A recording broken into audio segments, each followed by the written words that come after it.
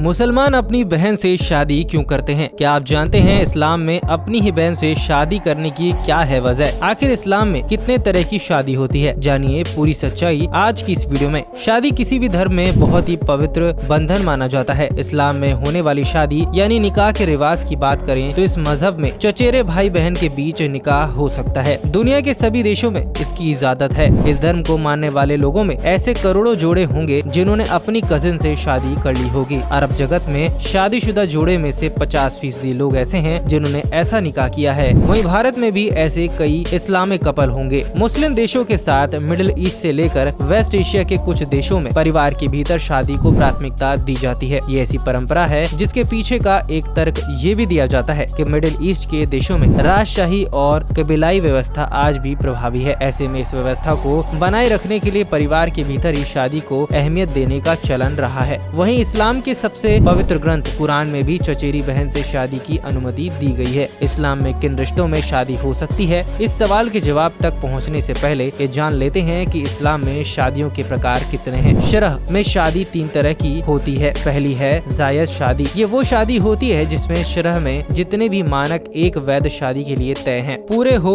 रहे हो। ऐसी शादी की वैधता पर कोई शक व शुबा नहीं होता, इसलिए शादी जायज शादी मानी जाती है। दूसरी होती है फासिद शादी। ऐसी शादी जिसमें निकाह के वक्त कोई शर्त पूरी ना हो रही हो लेकिन बाद में उसके पूरे होने की स्थिति हो तो उसे फासिद शादी कहा जाता है। मसलन इस्लाम में जायज शादी की एक शर्त यह है कि निकाह के वक्त दूल्हा और दुल्हन दोनों ही इस्लाम को मानने वाले होने चाहिए। लेकिन अगर निकाह के समय इसमें से कोई भी एक इस्लाम धर्म ग्रहण किए हुए नहीं होता और निकाह कर लेता है तो वह शादी फासिद कहलाती है। हालांकि इसमें इस बात की संभावना होती है कि दूल्हा या फिर दुल्हन जो मुस्लिम नहीं है वह अगर मुसलमान हो जाता है और फिर से निकाह कर लेता है तो शादी जायज हो जाती है। तीसरे प्रकार की शादी होती है बातिल शादी। इस निकाह के जायज होने की कोई संभावना नहीं होती। मिसाल के लिए ये निकाह ऐसे रिश्तों में हो गया होता है जिसकी इजाजत इस्लाम नहीं देता। ऐसे में शादी कभी भी जायज नहीं हो सकती। इस श्रेणी की शादियों को बातिल शादी कहा जाता है। इस्लाम इन 3 प्रकार की शादियों में केवल जायज शादी को ही वैध मानता है। अब आते हैं इस्लाम में किन रिश्तों में शादी हो सकती है। इस्लाम कहता है कि सगे रिश्तों को छोड़कर किसी भी रिश्ते में शादी हो सकती है। सगे रिश्तों में होने वाली शादियों को हराम माना जाता है। ऐसी शादियों को अवैध माना जाता है। अब सवाल यह होता है कि सगे रिश्तों में कौन कौन से रिश्ते आते हैं। सगे रिश्ते 3 तरह के बताए गए हैं। पहला खून का रिश्ता। इसमें सगे भाई बहन आते हैं। माँ, दादा दादी,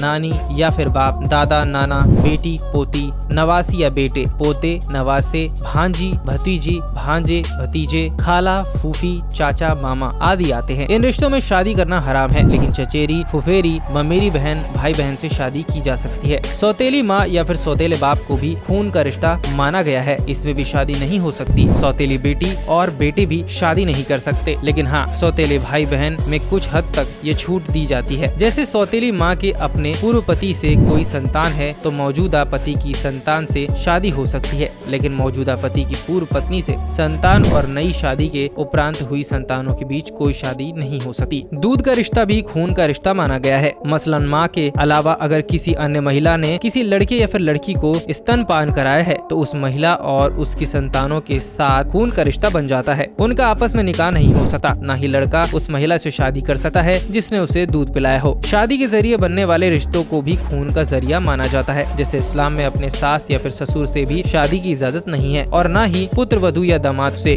शादी की वैधता के लिए यह भी जरूरी है कि निकाह तभी माना जाता है जब गवाह के समक्ष अलग अलग स्थानों पर बैठे दूल्हा और दुल्हन निकाह को कबूल कर ले। अगर कोई एक निकाह कबूल नहीं करता है तो शादी अवैध मानी जाती है। इस्लाम में सगी बहन के अलावा भी ऐसे रिश्ते होते हैं जिनके साथ शादी नहीं की जा सकती, यानी जिन कुछ 6 रिश्तों में निकाह करना गुनाह है। उनमें पहला है सगी बहन। दूसरा, कोई लड़का अपने पिता की बहन यानी कि बुआ से शादी नहीं कर सकता। तीसरा, कोई लड़का अपनी माँ की बहन यानी कि मौसी से शादी नहीं कर सकता। चौथा, कोई लड़का अपने भाई की बेटी यानी कि भतीजी से शादी नहीं कर सकता। पांचवा, कोई लड़का बहन की बेटी यानी कि भांजी से शादी नहीं कर सकता। और छठा, कोई लड़का अपनी दादी माँ यानी पालने पोसने वाली माँ से भी शादी नहीं कर सकता। तो दोस्तों, क्या आप ये सब जानते थे? हमें कमेंट सेक्शन में जरूर बताएं और इस वीडियो को लाइक और शेयर जरूर करें। साथ ही हमारे पेज को फॉलो कर लीजिए।